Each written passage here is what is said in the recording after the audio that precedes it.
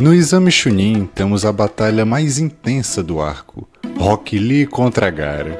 De um lado, o deficiente de chakra, incapaz de usar ninjutsu e genjutsu, e do outro, um gênio de outro país. E essa luta acabou da forma mais nua e crua possível. Mas afinal, por que ser um gênio é uma maldição? E eu te mostro isso com o verdadeiro protagonista e o prodígio que ficou acomodado. Na obra temos vários gênios, como o Neji, o Kakashi e, de certa forma, até o Sasuke. Todos sempre mostraram um potencial acima da média.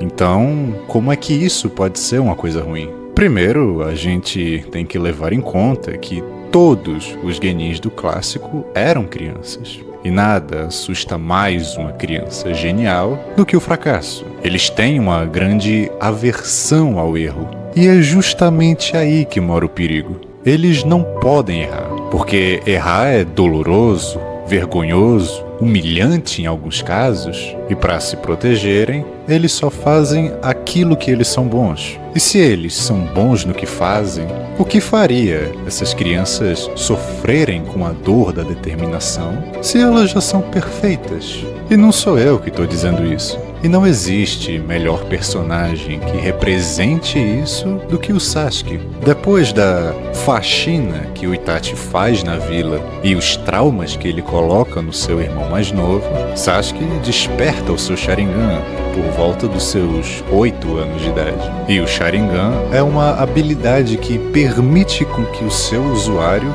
copie selos de mão em tempo real e ainda aplicam ilusões com contato visual. Eles também ganham Megazords, ganham habilidades exclusivas, mas a base inteira deles se resume nessas duas vantagens. Qualquer pessoa que aprende tudo que você faz de primeira é considerado um gênio. Então, todo usuário de Sharingan é considerado um gênio. Sasuke sempre usou os olhos quando possível. Afinal, para que ele iria sofrer ou ter mais dificuldades nas provas escritas do Exame Chunin, se ele poderia simplesmente ligar o Sharingan e passar no exame direto? E é por isso que a maioria dos Uchihas se tornam arrogantes. O próprio irmão do Madara confiava tanto nos seus olhos que foi exatamente por isso que ele morreu. O Shisui confiava tanto no poder do seu Sharingan que ele conta toda a potência deles pro seu chefe, porque no fundo ou ele confiava demais no Danzo, ou ele tinha certeza que ninguém ia mexer com ele, contanto que ele usasse o seu Mangekyo. Tá, é inegável que esse olho dá uma vantagem colossal para quem tem. Mas mesmo sem isso, o Sasuke também era um gêniozinho. Ele era o melhor aluno da academia.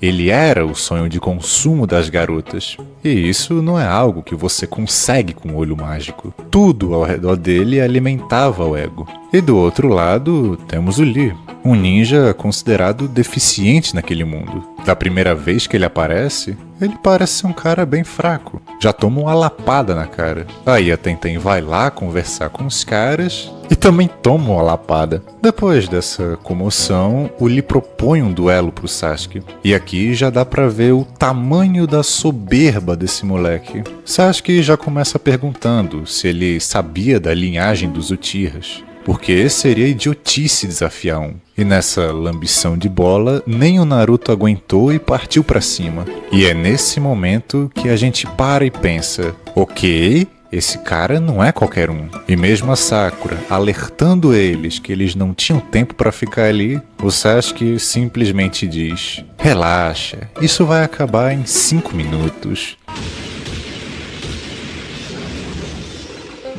Não sobrou nada pro Uchiha. Foi uma porrada tão satisfatória que merece um replay. O Lee simplesmente destrói o castelinho de cartas que o Sasuke criou a vida toda. Ali ele não era mais o melhor, ele era fraco, mas ele tinha um porto seguro, chamado Naruto. Enquanto Naruto fosse um imbecil e não conseguisse controlar nem o próprio chakra, o Sasuke sempre seria o melhor. E depois do Jiraiya ter regulado o selo do Naruto que tinha sido bagunçado pelo Orochimaru no exame Chunin, ele tem uma ascensão cacetônica. Ele aprende a andar na água, aprende o Rasengan, e até aí tudo certo. O Sasuke não ligava pra nada disso. Afinal, ele era o melhor. Ou pelo menos pensava que era. E o seu castelinho de cartas desmorona de novo quando ele descobre que o Itachi tinha voltado pra vila. Não para encontrar ele, mas para sequestrar o Naruto. Como? Como ele ousa me trair? Ainda mais com o Naruto? Eu sou o irmão dele.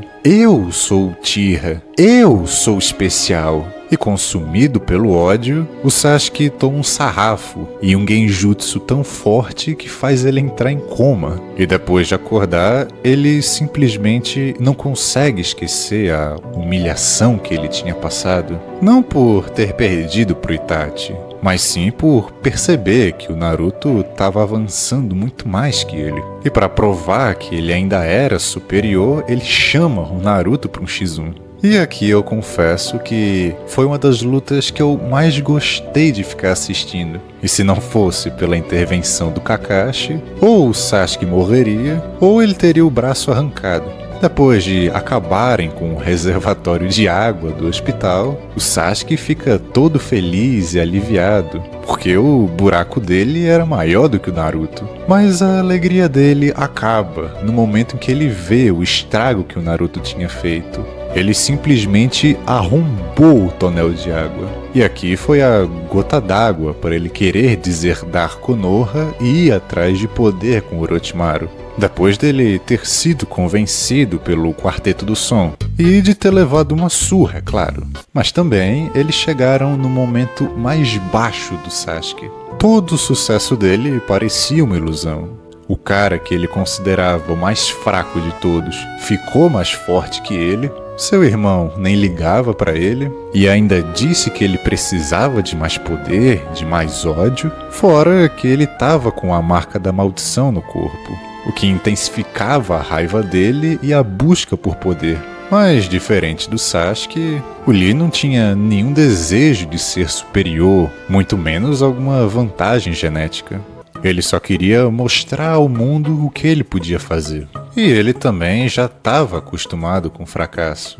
Desde a infância, ele sempre foi o pior usuário de taijutsu da classe e ralava todos os dias para melhorar. E a influência do Gai foi fundamental para ele evoluir. Quando o Lee está no fundo do poço, sem esperanças, o Gai aparece e joga um balde de água fria na cara dele. Todo o seu esforço é inútil, se nem você acredita nele.